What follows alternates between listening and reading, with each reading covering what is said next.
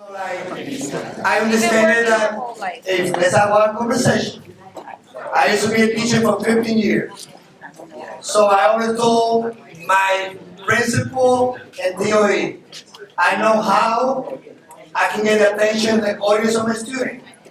The question is always, can the audience also pay attention? If anyone is speak, I will listen to you. So first of all, good morning.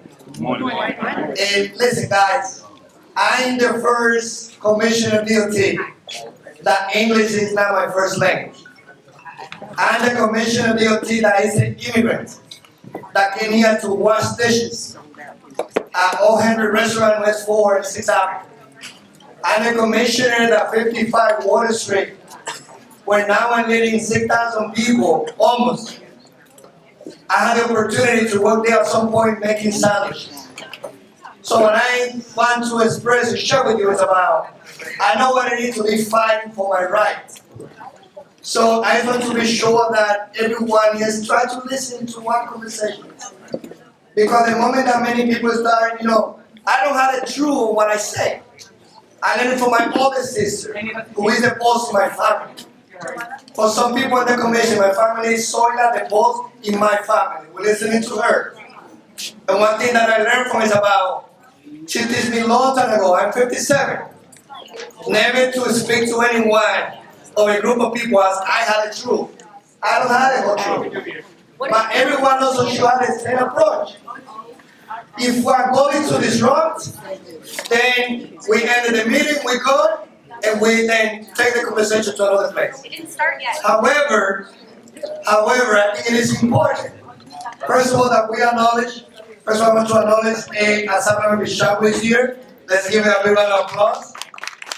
Councilmember Lincoln is here too. We have you, the most important.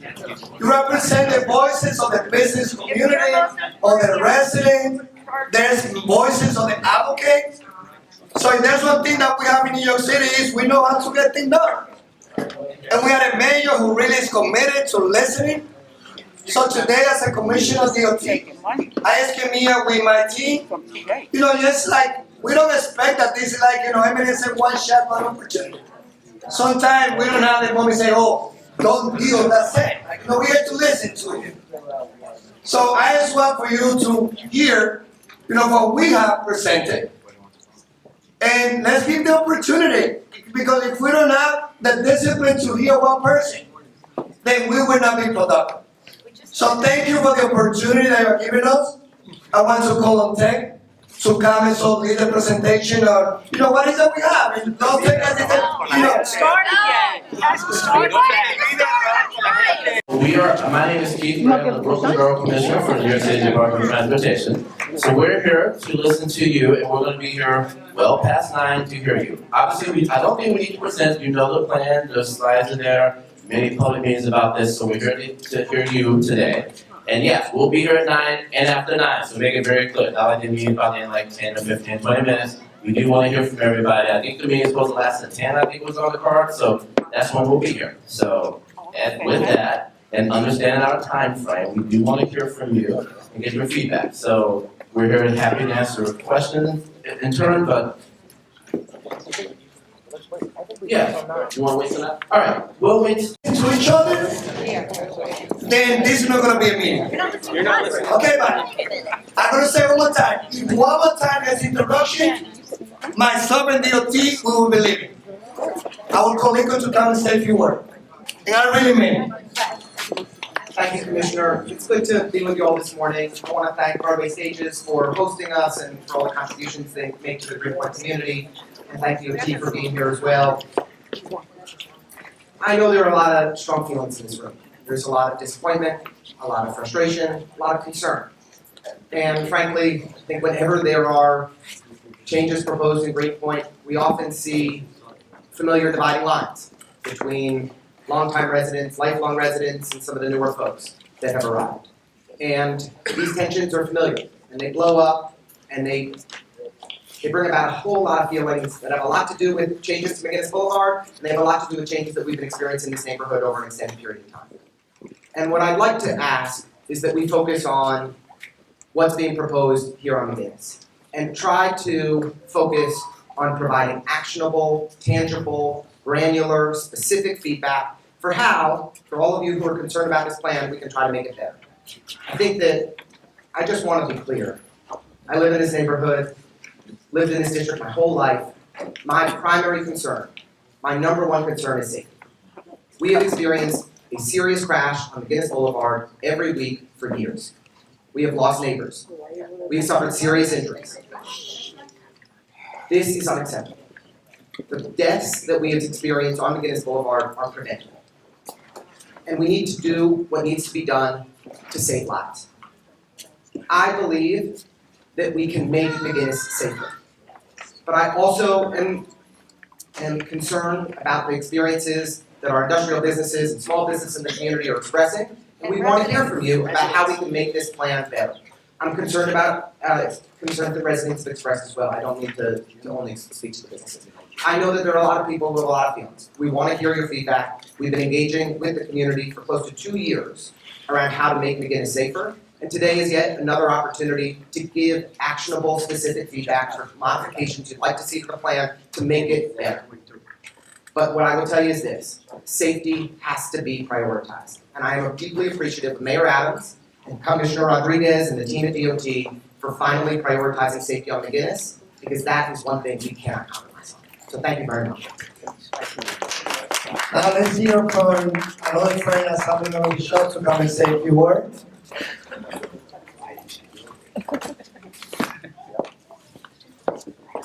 Good morning, everyone. Thank you to the Councilmember Lincoln Ressler, my colleague, Assembly Member Emily Gallagher, to the Department of Transportation, to Broadway Stages, and our Commissioner who took the time to be here because it's very, very, this is a priority for him. I thank you for welcoming all of us. I know, this is an issue that's new to me because this is not necessarily my area, but I am friends to many business owners. I'm friends to many residents who live here, and in different hats, I represent different parts of Brooklyn. And I just think that this is a very good, safe, and healthy forum so that everyone should be listening to each other. I know we have union members here, we have a lot of residents here, we have businesses, we have our elected officials who represent, and there's so many different aspects. I am a child who was hit by a car and was bedridden, so I understand the concerns of safety. I also am the chair of the Minority Women Business Enterprise, and I also understand the concerns about our economy. We have Randy Pierce here from Brooklyn Chamber of Commerce who's here. He's been a great advocate for our small businesses across Brooklyn. And I understand how do we keep the traffic flowing. What will it do to the industry? What will it do to the film industry? What will it do to all the beauty workers and so forth? So there's so many different aspects of this, and I think all of us will come together to find the right solution where we will implement safety, where we will have a place so that our bike riders are safe, and where we could also find a way to continue the flow of our businesses, our economies, and our jobs. There's a way that we all can work with each other, everyone.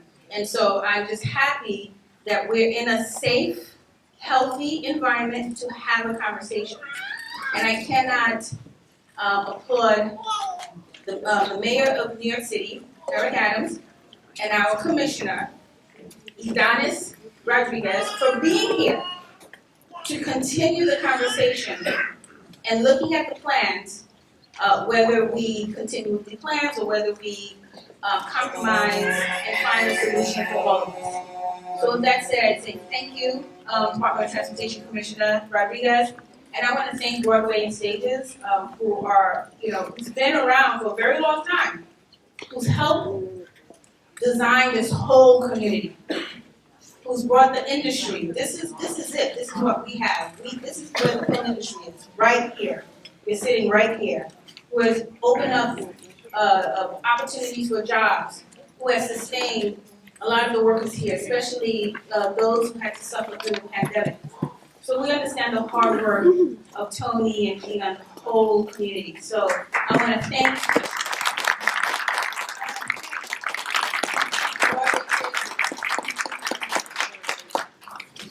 for being the thrust of a good economy, but also, building green and friendly environment, aspects to here. So again, thank you so much, and, my name is Assemblymember Radisson Short, thank you.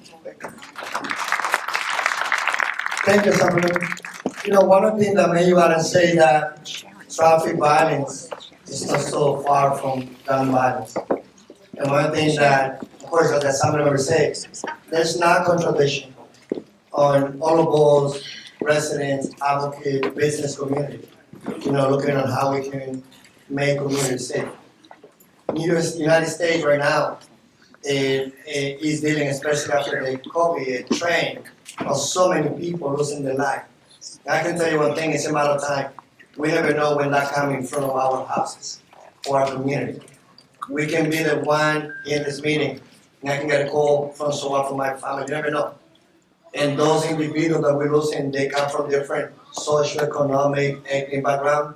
So we know that everyone from the business community, from the advocates, from the resident, we just want to be sure that we have the best atmosphere where everyone is able to move forward.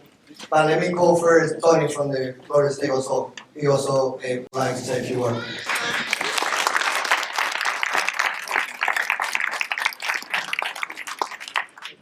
Yeah, I just want to thank everyone for coming here today and to have some input on this McGinnis new roadway. The first thing is safety. We really got to look at safety. Safety of the bicyclists and safety of the motorists also. Second thing is. I think we should reanalyze the plan and, try to get more business input and more community input.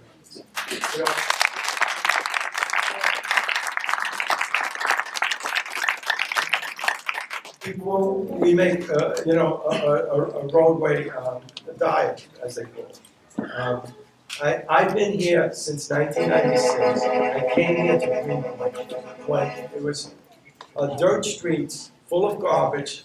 And I've helped clean this neighborhood up, block by block.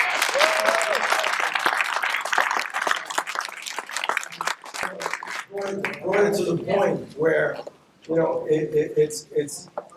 there's thousands of jobs here in the film industry. Not only with us, but us, Surred Studios, Silver Cup Studios, Cinema World Studios, and the other studio on Kent Street. Cinemagic, right? We are a community of studios where thousands of jobs have been created, right? These are high-paying, blue-collar jobs, right? And a lot of the people that work here spend their money locally. We spend tens of thousands of dollars a week on local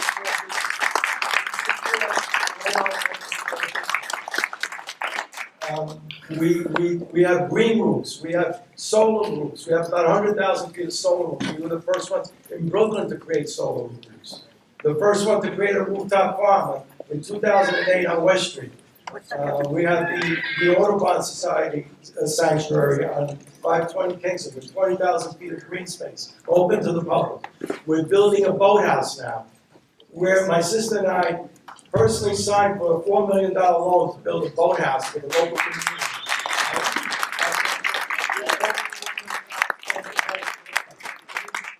And I also want to mention that I live here. I live on a 600 square feet and Kent Street in a modest apartment. My wife, my little 9-year-old kid, and myself. And I am a part of this community. Thank you.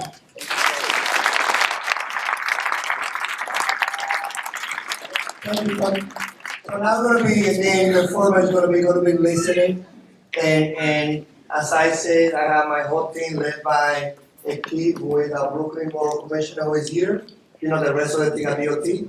I will be here listening from the beginning, at some point I have to go having another meeting too, but I will be listening to, so the first one, speaking to us, but the most important, I just want for us to give it a try.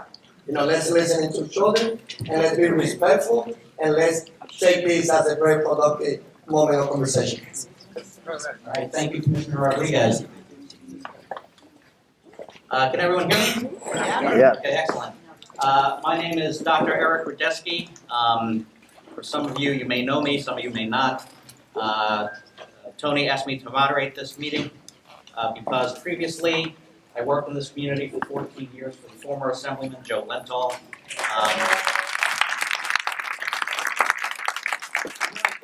A whole manner of constituent issues, including transportation and cycling, that included being his representative on the Brooklyn Greenway Initiative that brought bike lanes to Franklin Street and Kent Avenue and West Street. We were the first office to advocate for the bike lane on the Pulaski Bridge. And I myself am a cyclist. I log hundreds of miles every year, mostly in this community. I've done every major bike tour in the city. And last year I did a 200-mile ride from right here in Greenpoint all the way to the Capitol in Albany. That's amazing. So no one can accuse me of not being a cyclist, not understanding the issues and what it means. Now, that being said, I personally have a lot of questions about this proposal, as I'm sure many of you do. For me, as a Greenpoint resident who lives on Morgan Avenue for the past 14 years, it's about the safety of the rest of the neighborhood. Because if the volume on McGinnis is cut in half, even if some of it is redirected elsewhere, away from the neighborhood, a lot of it is going to go into the neighborhood, onto our side streets.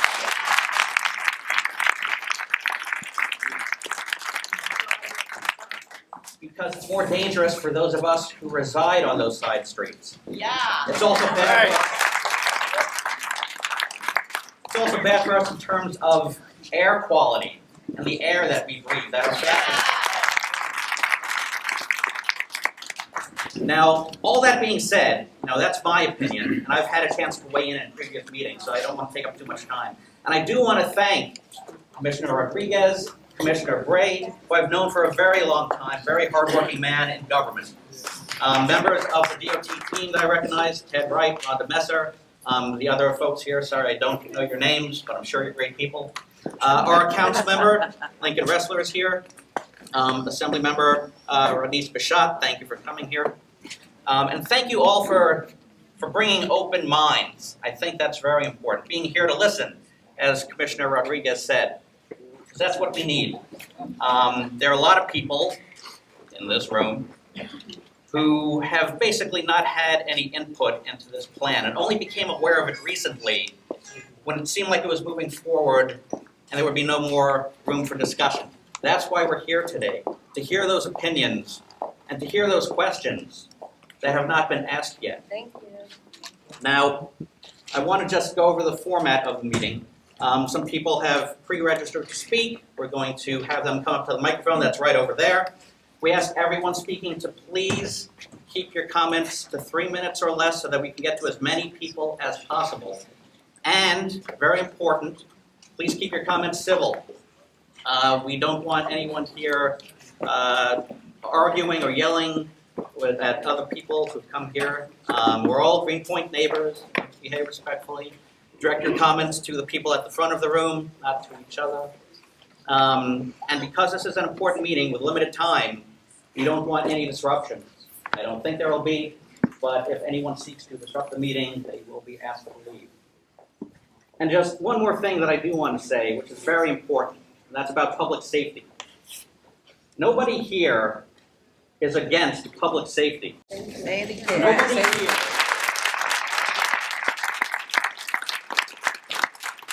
Nobody here wants to see anyone get hurt on McGinnis Boulevard or anywhere else in the Greenpoint community.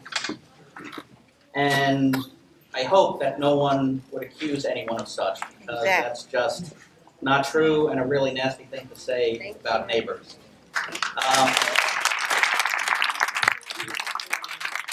Because they have unanswered questions, and in some cases questions that haven't even been given the chance to be asked. And they're legitimate questions that need to be addressed and considered. And this is very basic stuff. The right to ask your government for a redress of grievances. How basic is that? All right.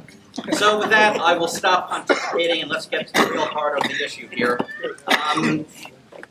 let's get to our speakers. The first one is Rich Mazer, North Brooklyn Development Corporation. Rich.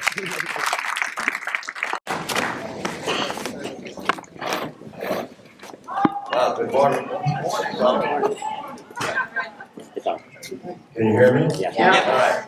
All right. As Eric said, my name is Rich Mazer, and I guess I'm first to speak because I may be the oldest living. No, I'm not. Edith Scrunsis, she came to the Flag Day ceremony yesterday. She lives on 75 Road. She'll be 101 years old tomorrow. So I'm here kind of representing the seniors. For those of you who don't know what North Brooklyn does, we're a neighborhood preservation program. Our mission is to improve the quality of life for those that live, work, visit Greenpoint, and surrounding areas. So obviously, looking at the situation on McGinnis Boulevard, it's a condition for our safety, our quality of life that at this point exists, and I don't think anybody thinks McGinnis Boulevard today is a fun place to hang out. I've been here since 1950. I was there when they built the Pulaski Bridge, and I remember, once they built the bridge into the 20th century, they figured out that they couldn't feed all of that traffic off the bridge onto Oakland Street, so they knocked it down. I remember sneaking cigarettes on Oakland Street in the rubble in 1960 when they were, crushing everything, and I guess McGinnis Boulevard was finished somewhere around 1964. The reason I'm giving you history, some of you may know, some of you may not know, but the other history of Greenpoint is we've always been subjugated to the will of somebody. Whether it was the oil refineries 150 years ago, we never had access to the waterfront because somebody decided we were an industrial paradise.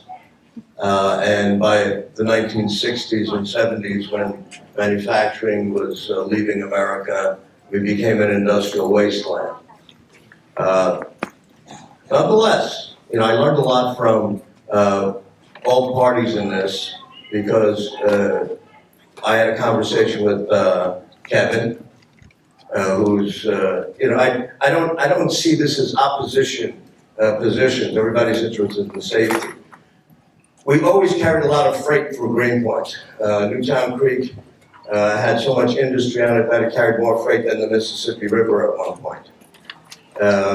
And so that we're always getting more and more modern in the sense that, we cross into the 20th century, we move a lot of traffic, and actually the return of, let's say, sanity, I thought, was when somebody replaced all of the rotten buildings on the east side of Greenpoint and built the studios, and that was Tony Argento. In any event, and I'm not here to praise people, I might, but everybody here, including the people that gave us the input, that are interested in the bike lanes and everything else, did a lot of hard work. My point will be that I don't think there's enough work that's been done. I don't think enough people have been interviewed. Most people, that when you tell them that this is a process that has been going on for 2 years, don't believe it. They say, I just found out about it today. We have 41,000 people. We probably have, 500 in the room here today. That's still about 1% of the population. I'm sure that 80% of the population still is not completely aware of what's going on. From a standpoint of my seniors, I asked them about McGinnis Boulevard, and we represent about 1,000 or 2,000 that come through our offices or live in our housing. And they are afraid of McGinnis Boulevard because they say, it's tough to cross, and we have to wait, and it's dangerous. So what do we do to improve that? And I talked to Kevin, and he said, well, you put in islands, you pause. It still takes a little while they're still reticent, but whatever. It's always been dangerous for kids and old people. Then when I asked the seniors about bicycles, All right, Rich. they told me they're 10 times more afraid of Sorry, bicycles. Rich.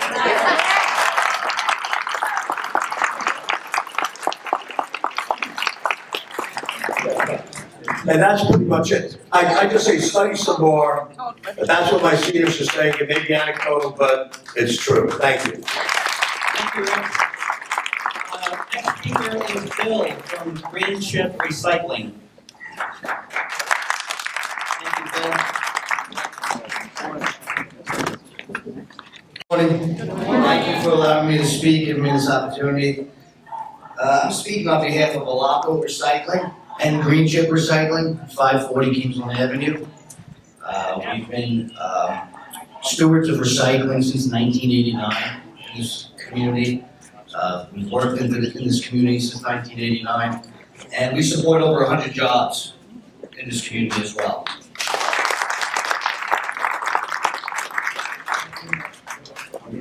I only have 3 minutes, so I'm gonna do a little bit of rambling, hit some points real quick, and then I'll sit back down. Not really good at public speaking, I'm really good, and we are really good at recycling, though. So, our first concern is safety, for our employees, for the community, for bicyclists, for everybody. We feel that this road diet will actually do the opposite of that.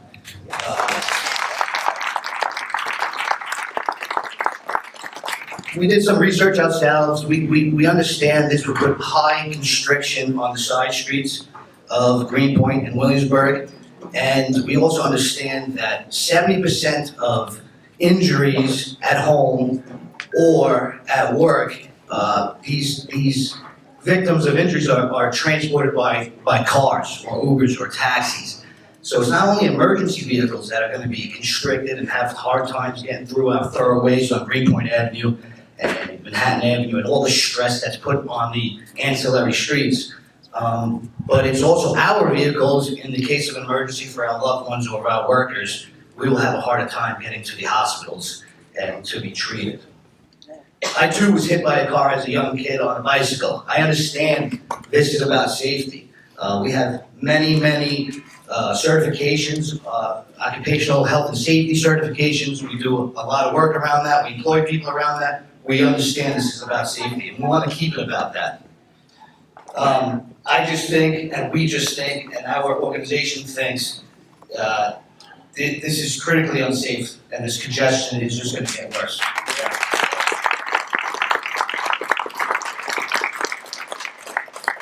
We will see a 47% decline based on our customer services in our business. That's fact. This is not a loss our companies can absorb. We would have to lay off the associated amount of employees because of that. And I think personally, this will further bolster gentrification in this neighborhood. Best middle class jobs, further gentrification, I see it as something that goes hand in hand. And I'm gonna end this real quick with one thing, and I think it's very reasonable. Why can't we discuss having bike routes on less impacted streets with less? I think that's a very rational and reasonable thing. I think it's safe to put a bicycle. Thank you for your time again. Bill from Alaco Recycling.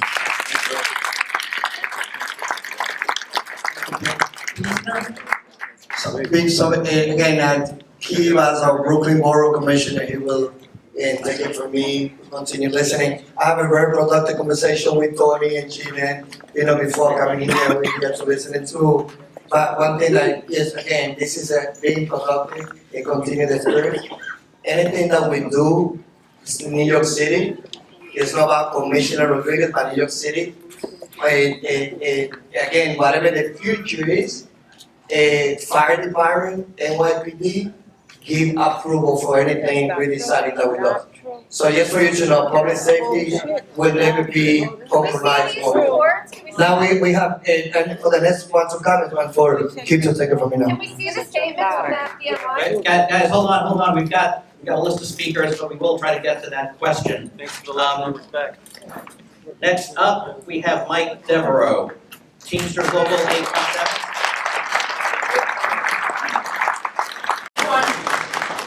And I asked Commissioner Rodriguez to stay, and thank you very much, because I want to talk about these two DOT reports, because they seem pretty flawed.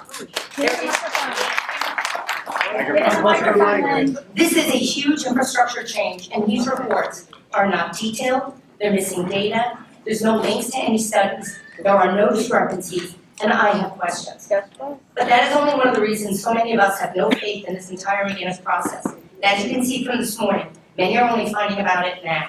This is not a busy shop owner's fault, they didn't know about this until the last few weeks. And it's just wrong for them to be told, well, everybody should know by now, or look at all my outreach meetings, because what does that matter when the final plan was only revealed last month? And it's not acceptable when in the same presentation, the DOT says, here's the plan, we look forward to your feedback, and then say, but it's a done deal, and we're rolling it out this summer.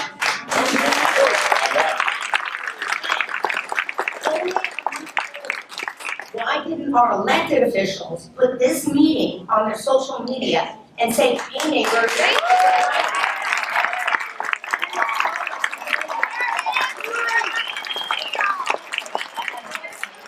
they promote one group and then claim that group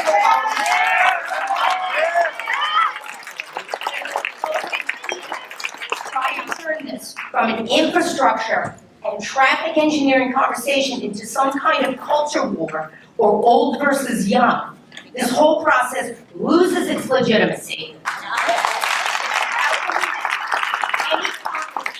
In any of this, when the DOT says they're not doing any studies on the impact of side streets because it's, quote, not effective or efficient, and that you're just gonna roll it out and tweak it after. Well, that's not effective or efficient for the people who live and work here.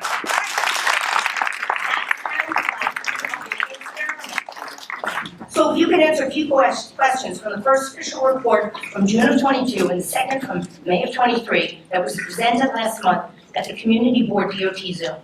I'll start with traffic volume. The June 22 report has actual numbers from a 2021 study. They're up here. They're on these boards. It says on average 55,000 vehicles per day on McGinnis. I think that my math is right.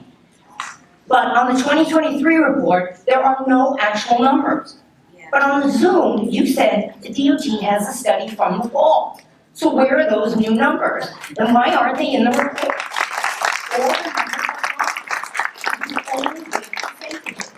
You say 30 to 40% of the traffic will be diverted. So based on the 21 numbers, on average, that's about 19,000 vehicles per day, right?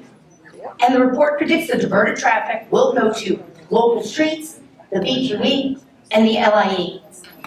But about where you say 30% of McGinnis traffic is cut through, because it's implied that this 30% will no longer use McGinnis, because they all belong on the BQE or the LIE. But you define cut through only as having neither origin nor destination in Greenpoint.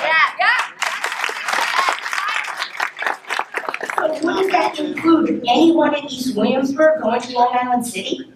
Because I think a lot of Assembly District 50 would be considered cut through with this definition. Yes. Are you implying that drivers outside of Greenpoint, like from Bushwick, would now just go to the BQE, even to get to Queens? That McGinnis should just be a local street just for Greenpointers? Because how can that happen when all of North Brooklyn has only 3 ways to get over the Newtown Bridge? All of North Brooklyn. All the way down to Bushwick. We have McGinnis to Pulaski, McGinnis to Greenpoint Avenue, and the BQE, that's it. And remember, there's only one subway, but it only goes a half a mile into Queens. And speaking of Queens, on that Zoom in May, how is it that no one has talked to the Queens community boards? Even though you know they'll be impacted because you said they're gonna need tweaking too, after the fact. And lastly, about that tweaking, on page 17 of the 22 report, it says that 1 lane reduce the ability to change signal timings to shorten pedestrian waiting time. But on page 19 of the 23 report, you list one of your 3 important mitigation tools as traffic signal phasing and coordination. Doesn't that contradict the first report? So in conclusion, this all feels so rushed. You just rolled out the final plan last month, and both sides want more data, more information, and more studies. So please, stop guessing and take a beat. And I want to beg our representatives to help stop this unnecessary divisiveness, with mom and pop shops being threatened with boycotts, nasty anonymous voice messages.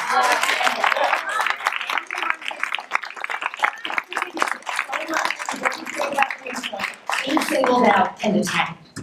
We all love Greenpoint, and we all love living and working here because it is already so well balanced between residential and business.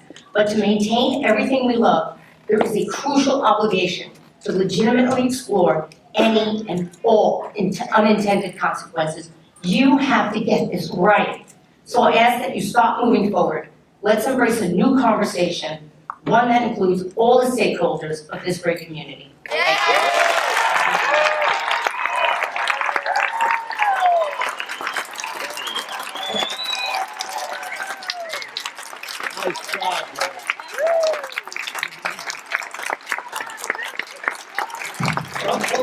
We're not done yet. Mike Benno, Teamsters Local 817. Thank you. It's been very, very hard to follow. You know, it's amazing that they say that McGinnis Boulevard divides this community, but it seems like the redesign has divided the community more than Good morning, my name is Mike Devereaux, and I'm here representing Theatrical Teamsters Local 817. Our union is comprised of over 2,500 union members in the entertainment industry, the largest portion of our membership being the drivers. I would like to thank the DOT and the elected officials who have taken time out of their busy schedules to listen to their community's concerns about the plan to redesign McGinnis Boulevard. Thank you, Broadway Stages, for organizing this and giving us a place to voice our concerns. I would also like to thank Teamsters Joint Council 16, who represents 120,000 union members, mostly driver in New York City, for their support and representation. And I know there's a counter protest going on. If you've ever been on a Teamster picket line, we can have numbers, like you've never seen before. So, the film and television industry relies on many of the small businesses in this community. Lumberyards, hotels, sound stages, coffee shops, and equipment rentals, to name a few. For my union, the most important are vendors who provide us with trucks, and many of them are located off McGinnis Boulevard. I find it ironic that if you look at the DOT's 3 proposals, you'll see a truck in every single one of the proposals. It's kind of ironic to me, from the last I hear. McGinnis Boulevard is a local truck route that's allowed Teamsters to service this community for years. It is important to remember that we are the men and women delivering goods to your local grocery store. We deliver beer and alcohol to your neighborhood bars. We deliver beer. Your homes are built with supplies delivered by Teamsters. Garbage? Yes, that's picked up by a Teamster.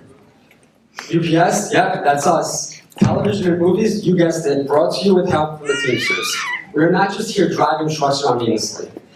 It's also going to make it harder, especially larger vehicles, to get around with one lane on McGinnis Boulevard. Oh, yeah. We are servicing the community, and a huge reason why we can service the community both efficiently and timely is that there are 2 lanes in each direction on McGinnis Boulevard, and that is how it should stay.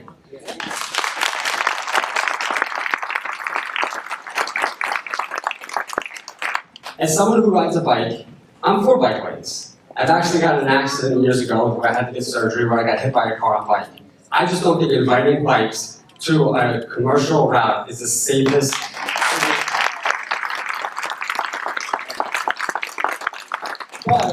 But if a large part of the community actually thinks so, I'm not going to stand here and argue against it. This is about the whole community, not just one group. It has been said that the best negotiation is one where both parties walk away a little unhappy. Unfortunately, with the redesign of McGinnis Boulevard, one side is ecstatic and the other side is very upset. I think it's time to go back to the table and come up with a plan that includes everyone's needs, not just one side's wants.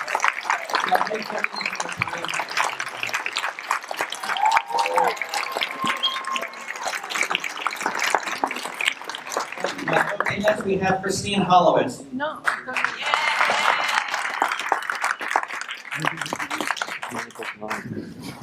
My name is Christine Howard. Many of you know me. I've been in this neighborhood for about 50 years, and I've been fighting for the environment all the way through.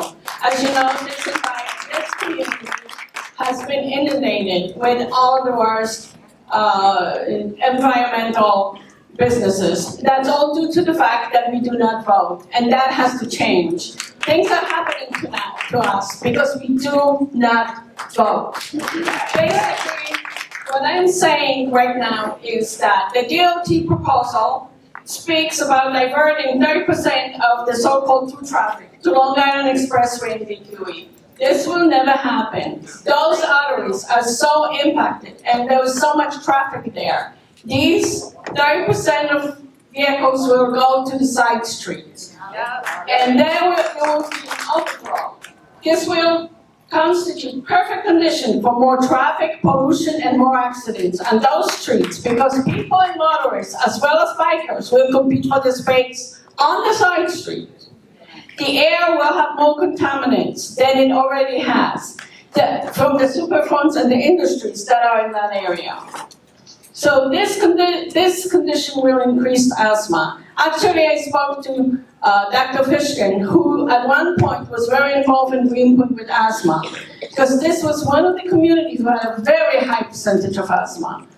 And he said that we should have a study. We should have, the DOT should do an environmental study when they take, let's say they take a look at the air and the contaminants are in the air when the traffic changes. Now, in this report, we are using data from 2021, which is the time of pandemic. For God's sakes, the difference is enormous.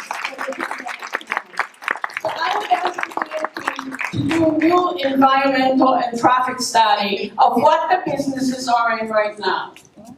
So, the next thing that I wanted to talk about is this company that's being chastised all over the internet and everywhere else by all. Broadway stage is being a bed, being very rich, but you've already heard about all of the investment that they have done in this community. So I'm not going to repeat myself.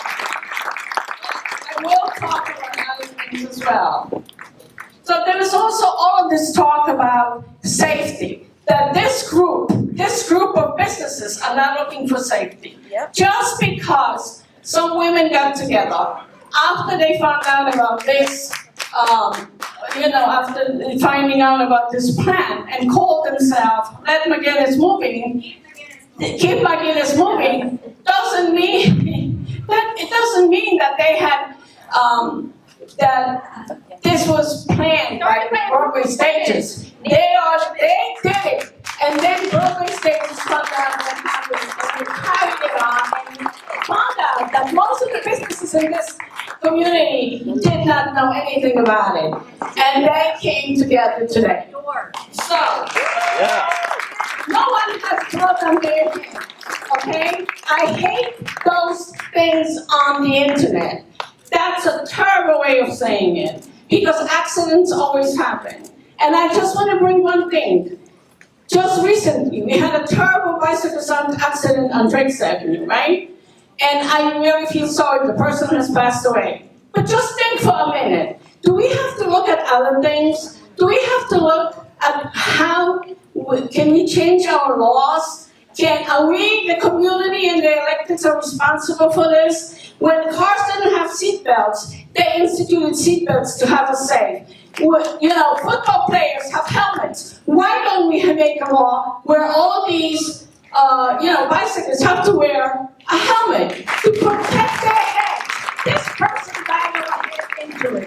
And I think that the council, as well as the community, has to get together, particularly the community of bicyclists, and find out what is it that we need to do to be better, to be more safe. Just as cars at the beginning, they had nothing. Then eventually they did. This is a new thing, bicycling, and we need to really look forward to it. Now, I just want to ask, I guess, the both of you, how is it that can you make this decision really about this? Can you listen to us and can you go back and can you look at this again when you already have scheduled a big rally for the bike lanes for tonight, and you and Emily are sponsors of it, including the transportation alternatives. I am hoping that whatever we are saying, the elected officials and the DOT is listening to us and will really think about it, not just be one-sided as it happened. I totally understand that you have worked on this for a very long time. And I've worked with this community forever. And I am so disappointed that at this time, there was two different groups and we can't get together. There was never a time where we couldn't find solutions. And this is the time.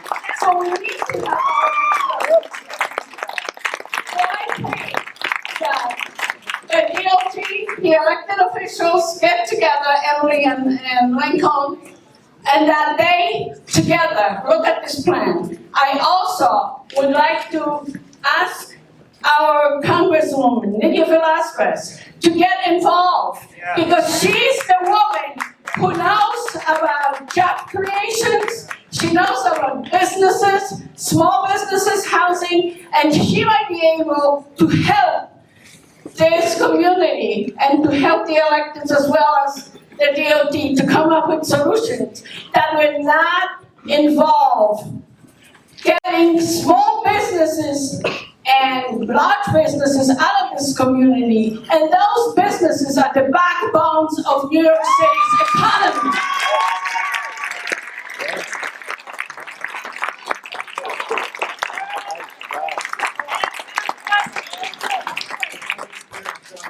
Hey, Eric, get the answer. Christine. We're gonna have, let's keep going with the speakers, but I understand, I hear you. I do wanna follow up on Christine's point, there is always more than one way to solve a problem.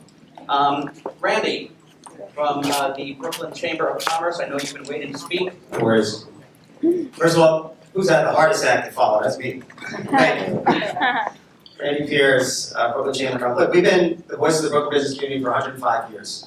31 members up here, 54 we served during the pandemic with the Small Business Resource Network. Michelle Foster, Greenpoint resident, is assigned to work with business up in the community. So no one should be surprised that the Brooklyn Chamber of Commerce is standing up today and making its voice heard on behalf of our members, right? That should not come as a surprise. Okay, we care about the business community. We care about all of these people in this room, okay? And if a process was flawed, then thoughtful leaders need to say, you know what?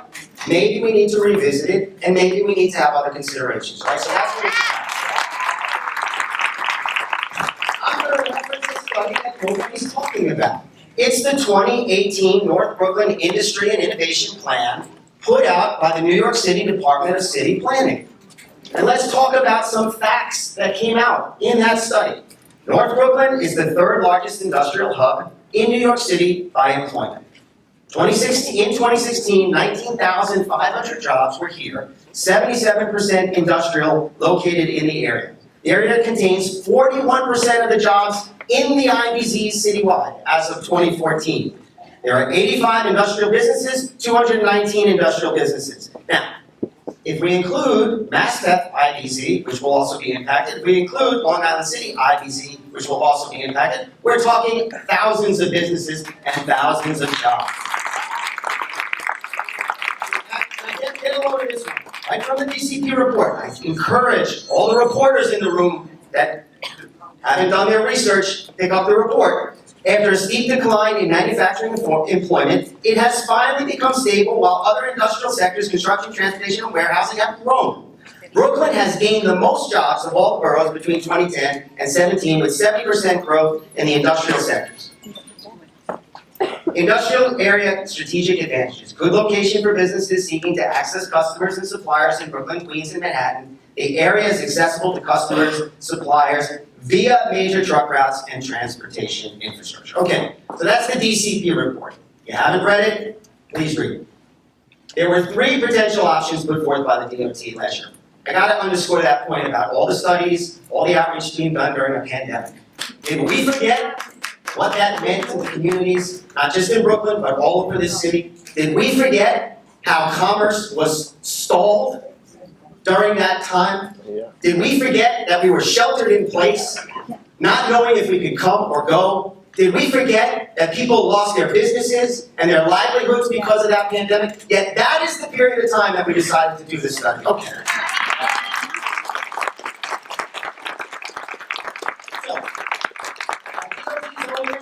Three options put on the table, yet DOT chose the most disruptive option. The question simply is why?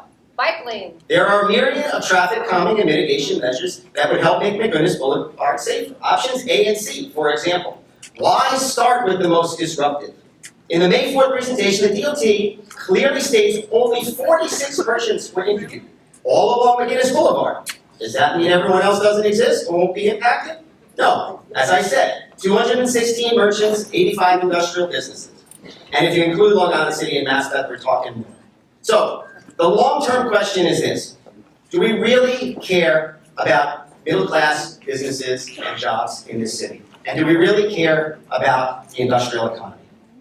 They too are part of this community. And many of them have been investing in this community for decades. I grew up Brooklyn, 70s, 80s, 90s, folks. I still have my family here, right? I didn't leave. Nor did I just come last week. Their voice matters too. And nobody should fear engaging in the conversation. Not DOT, and not the elected officials who were sworn to represent the entire community. Look, nobody is immune or insensitive to tragedy. And I don't care what kind of tragedy it is. Everyone in this room has been affected by tragedy. Everybody. Gun violence, my family, gun violence. COVID, accidents. This is not about that. This is really, really not about that. 2 years of engagement, right? That's what we hear. Where were you? Well, we were running our business. We were sheltered in place at home. We didn't speak the language that you were presenting in. We weren't connected to social media, the primary source of getting out information. But now we're here. And we're part of this community. And our voice matters. Yeah.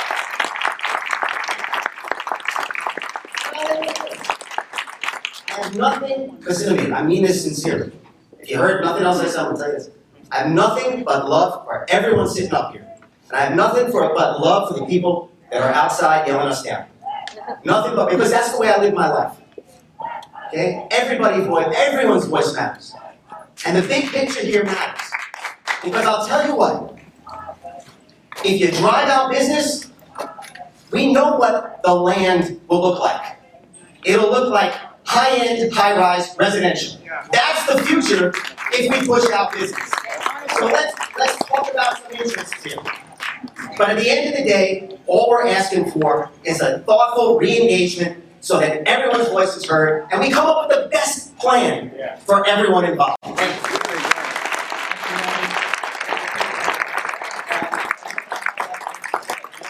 Be afraid to speak their mind. I'm glad that everyone is here today because they're not afraid. Next up, we have Vinnie Milburn. Vinnie Milburn. Oh, there we go, Vinnie. And if you want to ask the speakers to pick up. I'll be brief because so many good things have already been said. What I'd like to talk about is a little bit more anecdotal. My name is Vinnie Milburn. I own Greenpoint Fish and Lobster. We have 2 restaurants in Greenpoint, also have a wholesale business that operates exclusively in Greenpoint. Under current federal guidelines, I cannot deliver seafood by any means other than a refrigerated truck, so I have to use the truck routes in and out of the city. My business is on Ash Street, so there's no way to get to my business other than on McGinnis. But personally, I've lived here for about 15 years. I have 2 small children. They are in the public school system. I have been hit by, I ride my bike every single day. I rode my bike here today. And I've been hit by a car twice, both on Manhattan Avenue. I don't think that I'm going to stop riding my bike. I just do think this is an inherently dangerous thing to do. The issue that I have most with this is that I think that there is a better solution that we can come up with that doesn't really constrict all the flow of traffic. The anecdotal thing that I really want to talk about is a couple years ago, my wife was in labor, we had to get to Manhattan, we were in a car, and McGinnis was backed up, and it was one of the most harrowing things I can remember, and I just picture that happening every single day, and I just can't imagine that to continue to happen. I think that DOT has a responsibility to hear these voices and come up with a plan that includes everything that we've been talking about today. Thank you.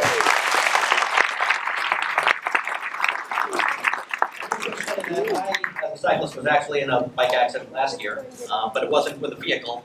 It was with someone on a motorized scooter going the other way on Collier Street. But this was like an act of God. I was riding with the correct flow of traffic. The odds of someone turning a corner and going right into me, how could you predict that? But, you know, just the cars are not the only danger to cyclists. Even when you're being aware and riding responsibly, these types of things can happen. And cyclists are a pedestrians sometimes. Okay, the next speaker is Zach Miller, Director of Metro Region Truck Operations. I'm Zach Miller, the Director of Metro Region Operations for the Trucking Association of New York. Thank you all for coming today, especially to our elected officials and DOT. The safe and efficient movement of goods and services is essential to the economic vitality and growth of commerce in New York City and the greater metropolitan region. Trucks move goods and freight to grocery stores, markets, restaurants, manufacturing facilities, office buildings, construction sites, and residences. The nature of a community's local businesses and industries dictates truck traffic, which DOT uses to determine whether a truck route is needed to facilitate this freight movement. The truck route network is a key safety tool for the community and the trucking industry alike. We must ensure trucks stay on route. Here's why McGinnis Boulevard is a particularly crucial truck route. It connects North Brooklyn's industrial businesses to the BQE, LIE, Long Island City, and Maspeth industrial business zones. These businesses, many of which are multi-generational family-owned, have made and continue to make significant investments in their communities. They do this with the promise that they will have access to the major freight corridor. We have heard from members of the community, from our members and the community at large, that they are seriously considering moving to New Jersey or shutting down altogether. Understand that these companies provide middle-class incomes to their employees, careers that in many cases do not require a college degree or even fluency in English. Workforce development is a priority for this industry, but sadly, more and more of these opportunities are fleeing the city. And here's the kicker. There will still be a large demand for much of this freight, only now it will come from further away, increasing vehicle miles traveled, but hurting our local economy. We urge DOT to continue to work with residential and business communities to develop a plan that improves public safety, maintains traffic flow, and results in minimal economic impact to local business.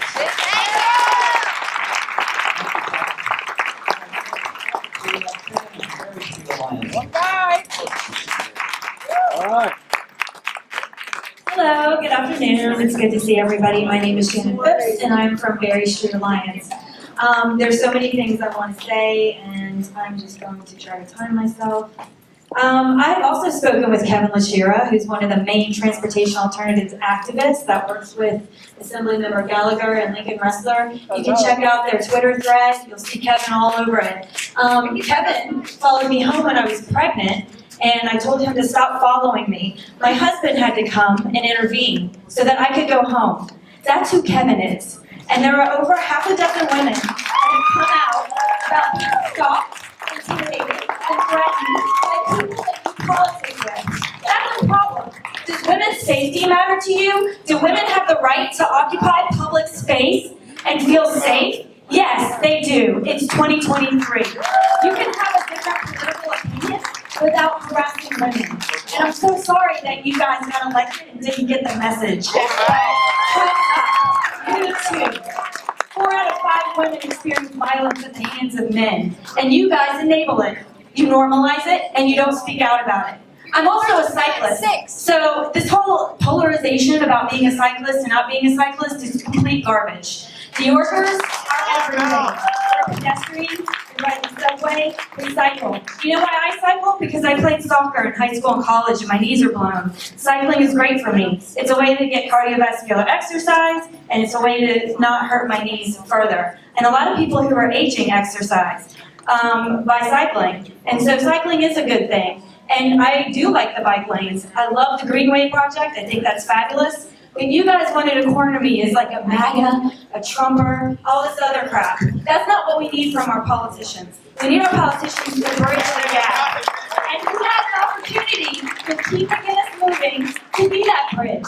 But instead, you started posting Make McGinnis Safe. And you know what they've been doing? They've been harassing small businesses. It's a pattern now. You can look at your phone. The whole time we're up here pulling it out. The truth is, you're dividing our community and you're doubling down on it. You owe me both an apology because I brought a public one. You owe me an apology, you owe the community an apology, and you need to make a pledge today before you leave that door that you're going to work on bridging our community together. Because this polarization is not cool. And by the way, they don't have safety.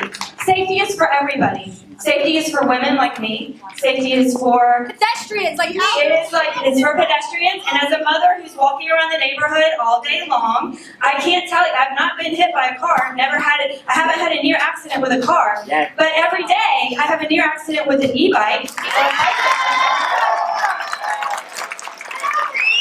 Okay? My son is a year and a half old. We have a right to be on the sidewalk. You need to advocate for that. Okay? It's dangerous. They don't look, they go the wrong way, and then they hold you hostage in the street. The dangerous street. They don't let you cross with a stroller. It's a big problem. So safety is for everybody. And the biggest point here is that bikes and trucks don't mix.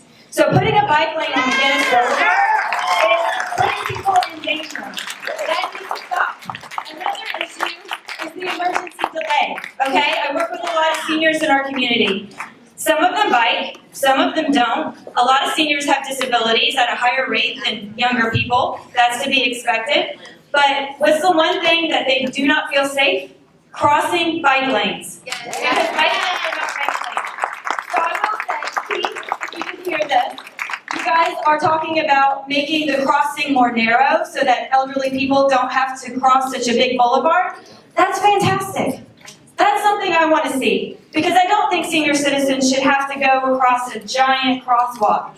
But there's so many ways that we could do that without using bike lanes on McGinnis Boulevard. And I do want to say, thank you. I'm going to wrap it up because I went over my 3 minutes. But I do want to thank Keith for being here. He's in a really hard position. I think the last 3 years, there's been a lot of contention in our neighborhood with the open streets, with the boulevard. And, you know, I blame you guys. You really got to be the bridge. I mean, you stood me up when I had a father come and testify about his daughter having an epileptic seizure. Remember the ADA evidence I brought to you guys? And then you said Emily was too busy to follow up on the meeting. And so what we were talking about. Now, I want the whole community to know that there's an ADA lawsuit filed in federal court against the DOT for ADA violations. We tried, we went to the community board, we went to the politicians, they didn't want to deal with it, they didn't want to mitigate it, and so we had to sue them. We should be able to participate, it's called public participation. That needs to happen, that's democracy. And that should be the first value on all of our plates, and that needs to happen. We shouldn't be forced to sue our government. That's ridiculous. That's what you guys, that's your job. Do your job.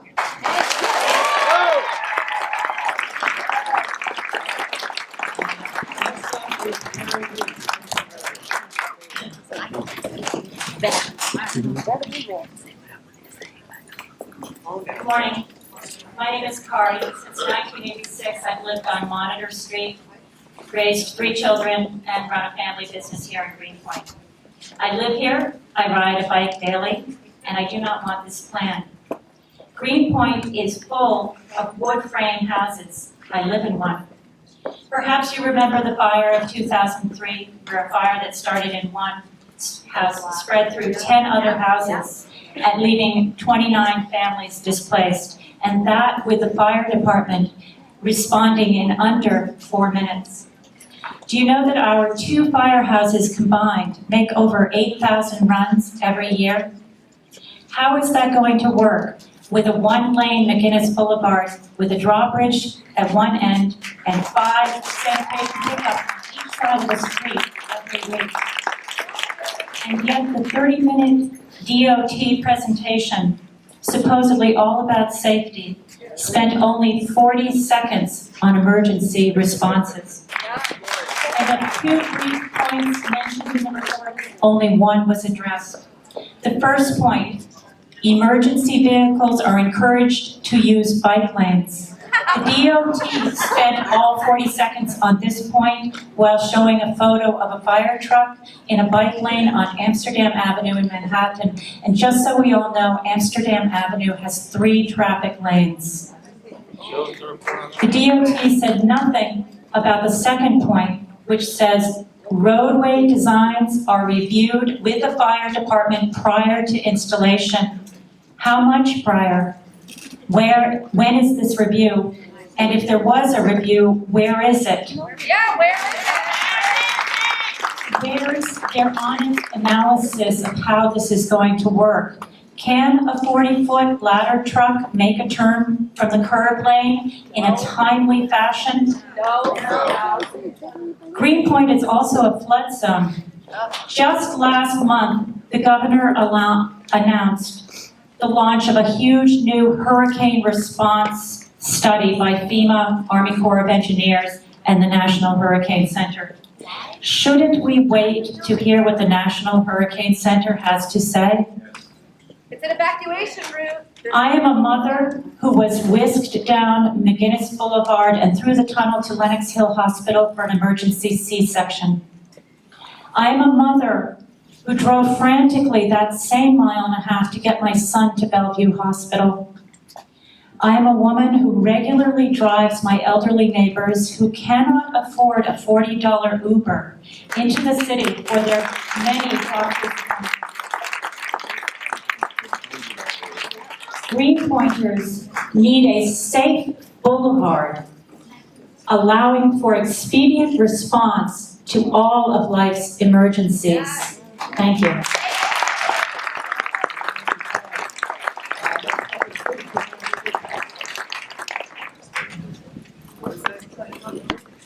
Luke? Say it again. Yes. Oh, there we go. Excuse me, sorry.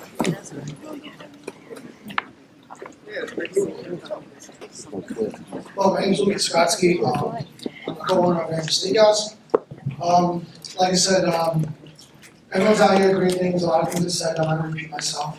But as a business owner, growing up in this neighborhood, I was born in 1993 on Eckford Street, and born and raised in Greenpoint.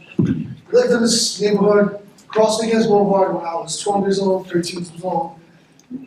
Safety is like a huge priority for everybody. I'm also a father now, my kids, I'm gonna make sure it's safe and all that crossing, but having a business, having people coming to my business for lunch, parking, trucks coming, deliveries, all that kind of stuff, it's gonna give me a hassle for everything. I can't continue my business and provide for the community, because like I said, my dad started a business about 15 years ago.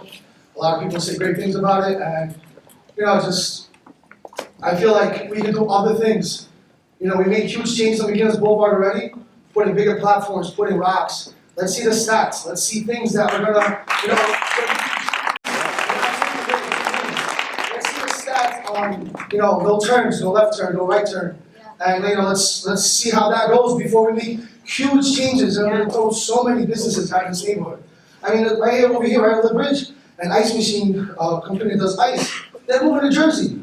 They're out of here. So it's, I feel like we could do other things to grow this community. Also, I grew up here. Let's stop texting when we're walking down McGinnis Boulevard. Let's stop having There's certain things that we can provide. Let's hire someone that makes sure there's a crossing lane. There's other things we can do when it's busy hours, like the school crossing guards. There's other things we can do instead of taking the traffic away, truck routes and everything else. So I feel like we should definitely look into this and have more studies and more research before we make a big action. Thank you.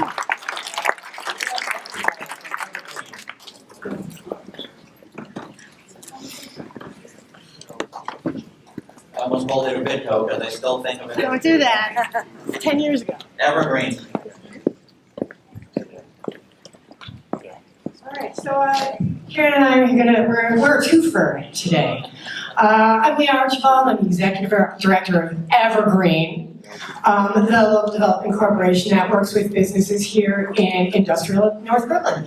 And I am joined with someone you recognize more than me, Karen Nieves. So, Karen has been participating in planning efforts on this and 8 billion other transportation issues, both in her role as longtime community resident, staff member of Evergreen, and on the transportation, what do we call that, committee of Community Board 1. We have, been working with DOT and the electeds and the industrial business community to try and elicit input. We've been promoting the community meetings in our e-blast, and Karen herself did targeted outreach and flyered up and down with Rhonda to try and get businesses to participate. But if I've learned one thing in working with industrial businesses for like 25 years, they don't really react until their hair is on fire. And we tried very hard to get people to participate, but I just kind of want to say that the response is delayed because this is the hair on fire moment. We tried and tried to get them out, and some folks did come. Thank you, you guys, who did. So this is the feedback that we're getting, and we've shared it with you guys. But in short, it's clear there is a need for traffic calming efforts on McGinnis. It's clear that is necessary. It is also clear from the feedback we've received from industrial businesses that they're really concerned about the possible impact on their businesses. We are truly concerned with public safety. We've expressed this, both to our constituents, to our board, to our constituent businesses, to DOT, to all of our electeds. We believe that public safety is number one. I mean, you're right, public safety is number one. However, it's not, okay. But it's really important for us to listen to the concerns that the businesses have. It's a lot of high quality working class jobs here in our community. And I think I will close with this. I have been delighted to work in this community for the past 17 years. It's been a pleasure, and one of the things I've loved about it, and echoing Christine's comments, is win, lose, or draw. We've had skirmishes, we've had arguments, but there's one of the things I've always valued about working here in North Brooklyn is there's a unified goal that businesses, especially industrial businesses, can work hand in hand with the local residential community, and that we're all just pieces of the same whole community. I want to express my personal sadness about the polarization that's occurring, and my fervent hope that we can work together to recognize we are all different pieces of the same community, and respect one another's concerns and fears, and work together to a collaborative solution.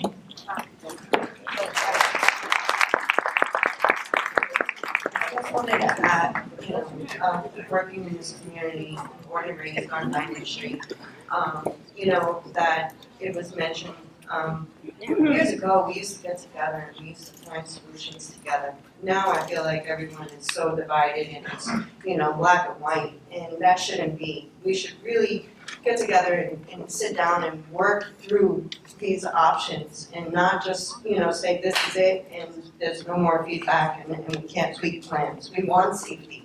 We don't want people getting killed on our streets. But at the same time, there's true impacts with this plan that's going to occur for our local, businesses. And we really need to dive into that, into the, and whatever mitigations that we need, to do, we need to do it together and not just report. So let's work together, let's work through the other options and see what we could do for the community as a whole, not just for one group, okay? So that's all I'm asking. I've worked really hard as a community board member for many years, for over 13 years, trying to be the balance in this community with the new, with the old, and you know what? It's just, let's sit down and hear each other. Stop this divisiveness and this bullying on both sides of the threats. We're adults. We're adults. Let's act like adults. Let's act like a true community and let's get together and freaking figure out this plan that's safety for everyone. Safety for our seniors, for us. And my mom used to hold my shoulder across McGinnis Boulevard. I know how dangerous it is. I work with former Assemblyman Lenthal on trying to make things safer. And also, we finally got a turning lane so that the cars can make the turns, and now it's taken away. Now we can't even make a turn. So, come on. Let's work together like adults. And I'm just asking our elected officials to listen to the true impacts that this plan can be. Side streets, I've been fighting and mitigating trucks going down side streets on Houseman, Apollo, Monitor Street, Humboldt Street. We don't want added trucks and vehicles on our side streets. Let's make the change. Let's work together, please. That's all I ask. Thank you.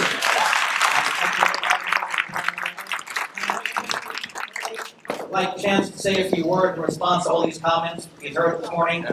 Keith, you have a microphone over there? Yeah, I do. So thank you.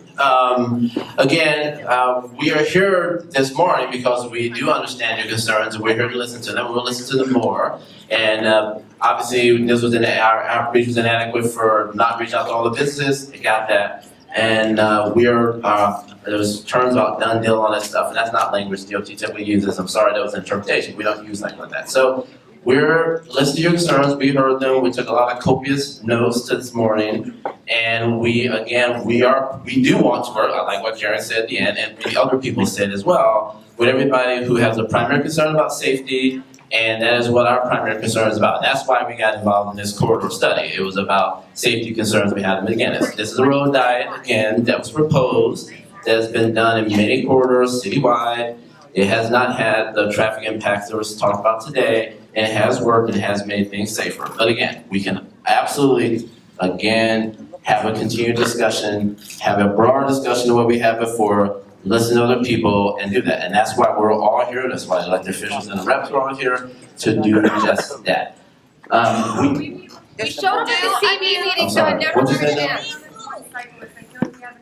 No, but I think the meeting is for us. I think we're going to go back to talk about how we can not re-engage, but engage further in the community and talk about this further. So that's what my task is here today. We did hear a lot of comments about traffic impacts. There was some of that was in the report. I do want to reiterate again what Commissioner Rodriguez said earlier, that this was reviewed by the emergency services departments. So we can talk about that more.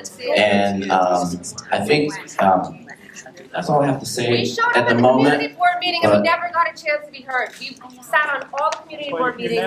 So DOT does not control the community board. We were just a participant. I was definitely there at that meeting May 4th, but we don't control the community board. Residents all showed up, signed up to speak. You guys never, all of you, I saw you all your faces, and you never gave us a chance. Thank you. So what I will say again is that for our formal participation in this meeting, and I want to first of all thank Tony Gentile and Gina and Broadway Stages for hosting. We really appreciate it. We're at time for participating in this meeting right now, like the postcard said, like it's running around 10 o'clock. I will be here to talk to a few people afterwards. I actually hand out my cards to a couple of people because I want to talk to them a little more. So I do want to hear some more details. And again, we will have some more outreach talk. So I will say, and before we go, one thing I want to ask you. So what would be the next step, like in terms of DOT looking at this feedback and coming back to the community with amendments or something? What's the timeline? What's Yeah, thank you, Eric. We're talking to Commissioner Rodriguez about that after this meeting. We're gonna give him a lot of the feedback we heard today, and he heard some feedback earlier. And we're gonna talk to the team, and then we're gonna get back to you and everybody else about that. Okay? Can we get a pause? And I do want to thank Keith Ray and I wanna talk to you the afterwards. team for being here, because this is a tough crowd for them. But I have faith, I have good faith that you guys are listening and you're gonna take this feedback and incorporate it into the plan somehow, is yet to be determined. At least that's what I hope. Correct. That's exactly correct. I also want to, Commissioner, do you have anything else you I'm want to add? taking the feedback that I heard today into consideration of the plan. Go ahead, Eric. Commissioner, if you're satisfied with your response, I want to give Councilmember Lincoln Ressler a chance if he would like to say anything at this time. Thank you, Keith. Thank you, Eric. It was good to hear from many friends and neighbors today, many people I've worked with for a long time. I appreciate the thoughtfulness of the feedback and the concern that's expressed. And I appreciate the sentiment that the community is ever increasingly polarized. And we've got a lot of work to do as elected officials and community members all together to bring down the temperature, to find common ground, and to work together. I do, as Keith said, we've seen road guides implemented in other places successfully that have improved safety, that have not had some of the negative impacts that many people today articulated concerns about. But we will take a look at the feedback that we've received today. We'll certainly be in close conversation with DOT to understand if there are any opportunities for strengthening, improving, modifying this plan to make sure that there are not detrimental impacts that people have articulated. What I want you all to know is that we are going to continue to prioritize safety as the guiding North Star in this plan, and want to make sure that we're addressing reasonable concerns as they're articulated and as they're shared. So appreciate everybody taking the time to come out today. It's been a good couple of years of community engagement around this plan. We are getting closer to the finish line, but I know that everybody's busy. I know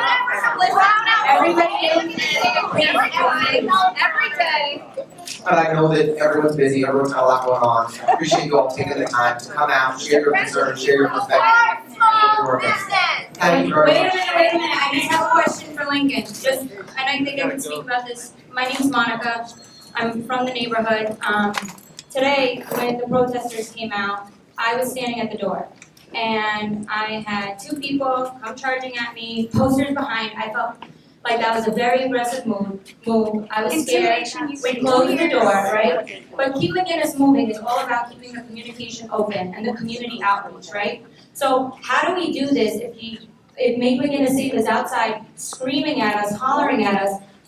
They took over. I don't know if they did, so I don't want to say, but all I can say is that the Eventbrite for registration for this event was infiltrated, and there were hundreds and hundreds of emails. Go blame yourself. You hate the environment. This, that. Yes. What I'm trying to say is I want to keep open communication between the groups.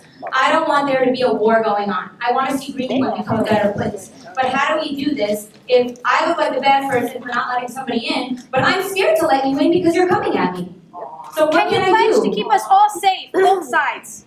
You have to do that. Public. I want to be very clear that violence of any kind. I want to be very clear that violence of any kind is totally unacceptable. And I'm very sorry that anybody thinks that Somebody told me to go F myself and go die on McGinnis Boulevard, but that's not cool. I want to be clear, physical violence and verbal violence is unacceptable. And truly, I'm sorry that you've been on the receiving end of any of that. You shouldn't be. It shouldn't be personalized. It shouldn't. And I want to say this from the bottom of my heart. I'm sorry that anybody's been on the receiving end of that. It should not happen. Started it. I do also want to say a video was sent to me yesterday of somebody being punched in the face. That's your Who- Yeah, but can anybody send you a video when they come and they rip down the sign? I just want to be clear. There is violence happening that should not be. Alright, stop. I was On both sides to calm it down. If anyone supports Keep McGinnis Moving, we do not incite violence. We do not want that. Stop being angry, stop being violent. That's enough. You do not represent me or my group. I've had enough. I've been peaceful. I've been doing everything from home. I've been silenced. I've been showing up to meetings. I've been signing up. I've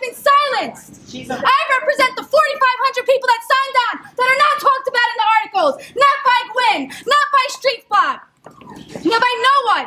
I represent the residents. I do not drive.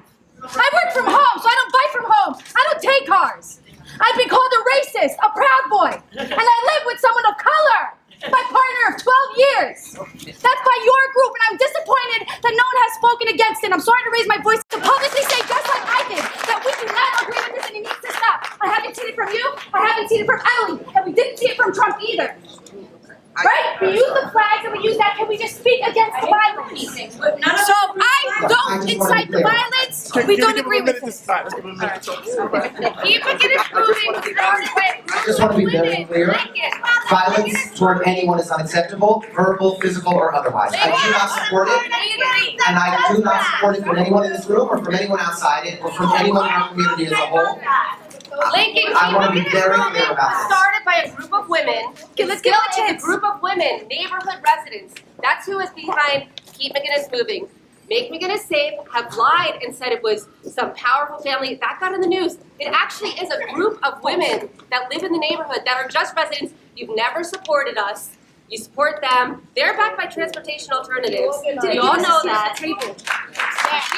I want to be very clear. Every single neighbor in our community, every resident. Emily, we're a grassroots movement. They slander us. We are a group of women, actually. I'd be happy to chat with you further. I want to be clear. Really? I mean that. No, let me just respond if you don't mind. You show up at the TV meetings for once, like for I one want statement this at to least. be beneficial. Can we get a contact from Lincoln's office, from Emily's office, from DOT, the same way that Make McGinnis Safe had the same exact respect? Can we have that? Absolutely. We'd be happy to chat Can with we you. have We'll give you that kind of They information can join. right after this. They I'm can happy to join. do it. We've never shut them out. I I'm happy to do haven't. it. I just want to say this, and I want to say this plainly. Excuse me, Eric. Excuse me, I'm just going to finish my comment. I just want to say this. Every single member of our community is entitled to their own opinion. We welcome it, we value it, we want your opinions to be informed. We want your opinions to inform this plan and to make it better. The goal here is to do our best to find areas of common ground. I can see there are a lot of strong opinions about this plan and a lot of people who don't like it. We know that. We want to strengthen it and make it better. So we appreciate everybody coming out today. We want to take the temperature down as a community. We want to be respectful of one another. Appreciate the sentiments of the young woman who just underscored that. I will do my best to talk to everybody I can in my capacity to encourage us to be more respectful of one another. We are one neighborhood, we're one community, we are stronger together, and I'll do everything I can, and I know Assemblymember Gallagher will as well, to strengthen those ties. So thank you very much. Are you gonna say that at the rally tonight? Ricky, are you gonna say that at the rally tonight? Are you gonna tell them no violence? He's an adult. To calm down? Him like an adult. Talk to him. I just wanna know. Guys, DOT, please get out. We can get them out of here by 10. It's 10 after. I appreciate your time. Thank you everyone for coming.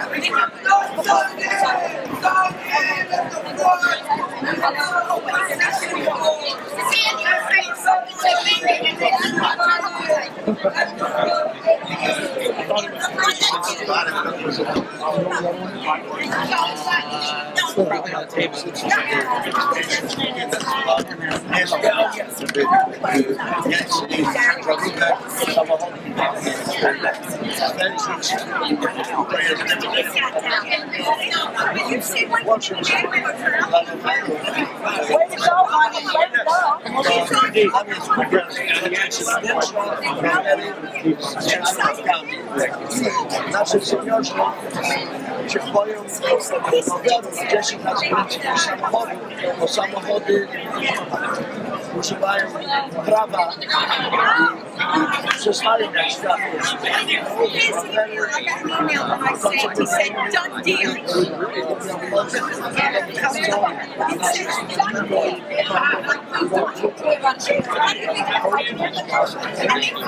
Marcin, great job. Good job. We're proud of you. Thanks a lot. What a I'm old, but I it's funny, I didn't know how radical to get, so I was kind of surprised. And you know,